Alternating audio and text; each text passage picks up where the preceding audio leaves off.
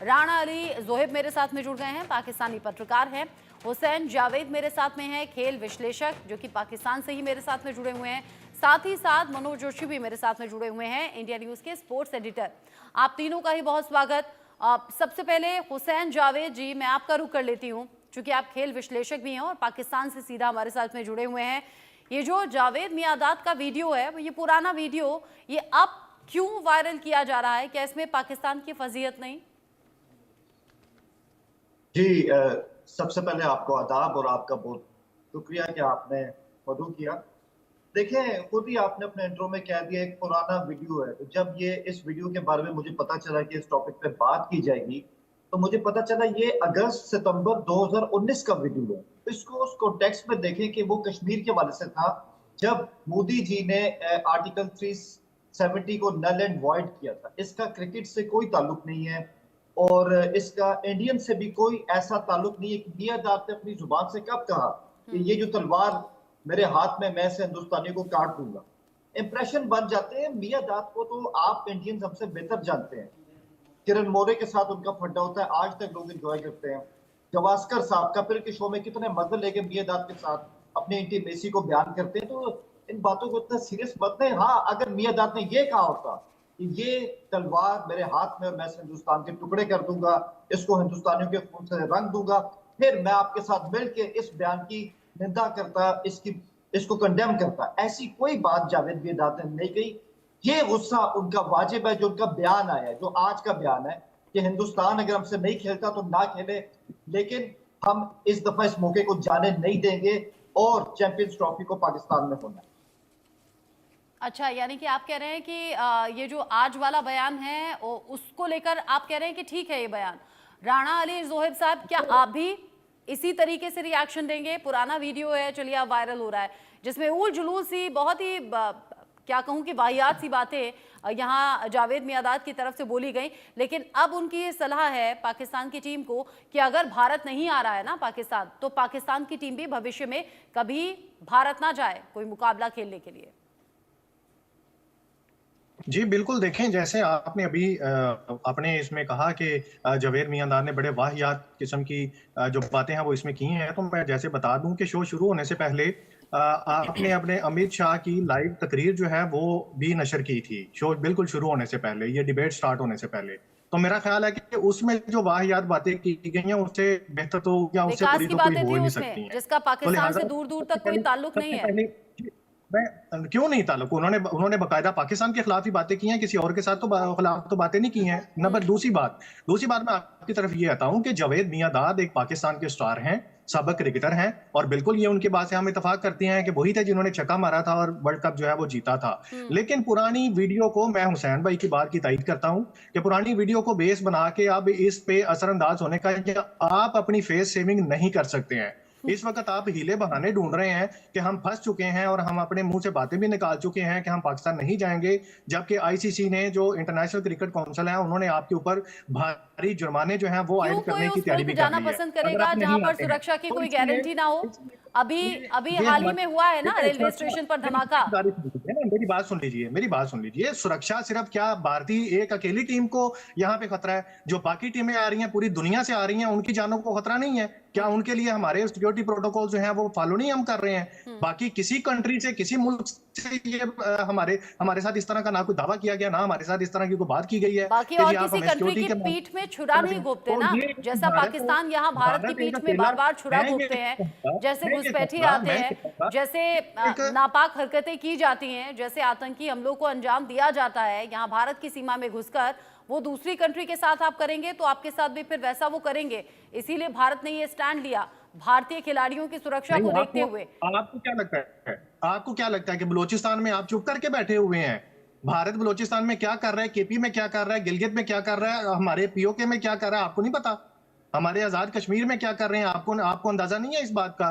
हमने तो अभी ये 4 दिन पहले आपको अंदाजा है, जहां पर बलूचिस्तान के लोग कहते हैं कि हमें हमारे हाल पर छोड़ दो, हमें हमारे हाल पर छोड़ दो। वो कहते हैं कि सेना यहाँ दिख ना जाए, वो कहते हैं कि पुलिस वाले और सेना के जवान हमारे बीच में आते हैं, हम पर जुल्म ढाते हैं और चले जाते हैं।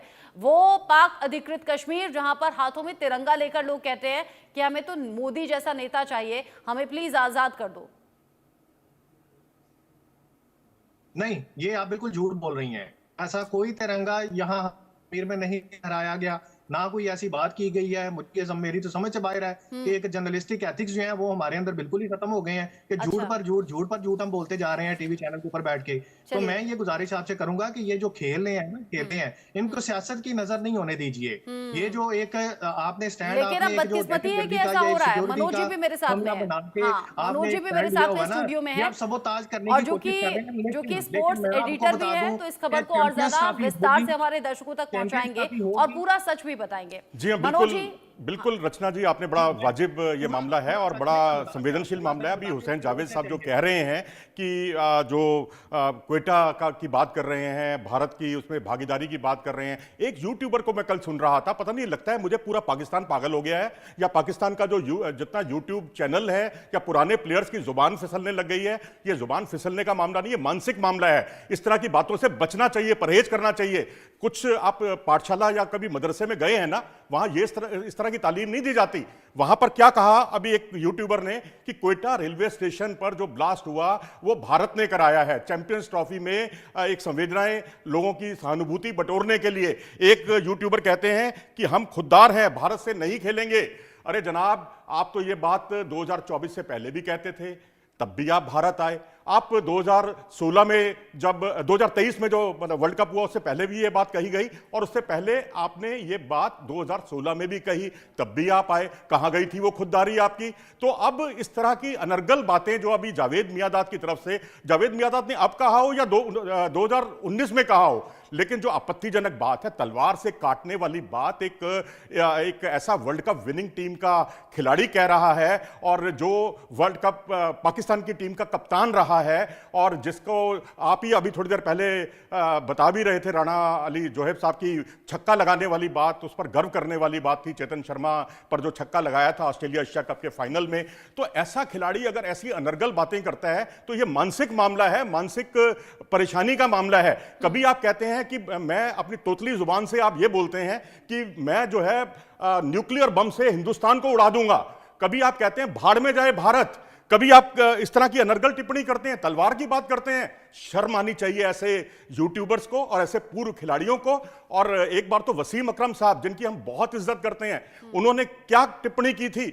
उन्होंने कहा था कि अटल बिहारी वाजपेयी तत्कालीन प्रधानमंत्री जब आए थे, मैंने उनका हाथ पकड़ा और उनसे हाथ मिलाया, मेरा मन तो हुआ था कि मैं उनका हाथ दबा दूं। अरे शर्म आनी चाहिए, लानत है तुम लोगों पर कि अगर इस तरह की अनर्गल टिप्पणी आप करोगे हमारे तत्कालीन प्रधानमंत्री के बारे में, तो आप जितना कहेंगे टिट फॉर टैट आपको सुनने को मिलेगा और आप इसी तरह से कटोरा लेकर जाएंगे और कोई आपके कटोरे में पैसा नहीं डालेगा। आज जितना आईसीसी आपका पीसीबी का बजट है, उसका 50% जो है आईसीसी से आपको मिलता है और आईसीसी को जितना बजट है वो उसका 70 से 80% भारत से मिलता है।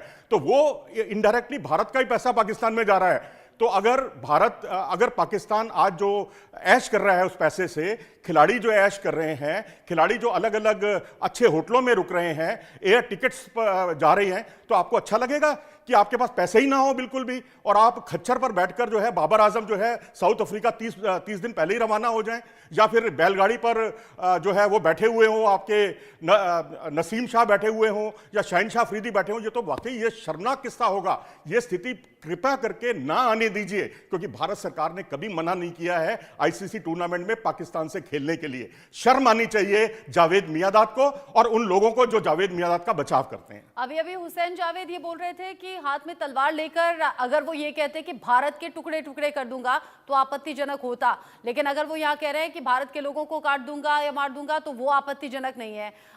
मनोज जी, मुझे लगता है कि बताना चाहिए कि यहाँ हिंदुस्तान में जब प्लेयर्स रिटायर भी हो जाते हैं तो वो कितनी डिग्निटी मेंटेन करते हैं और क्या उनका हाव भाव होता है, क्या उनका बयान देने का तरीका होता है, कितने पोलाइट और कितने डिग्निफाइड वो होते हैं। और यहाँ पाकिस्तान का हाल देख लीजिए। जी बिल्कुल।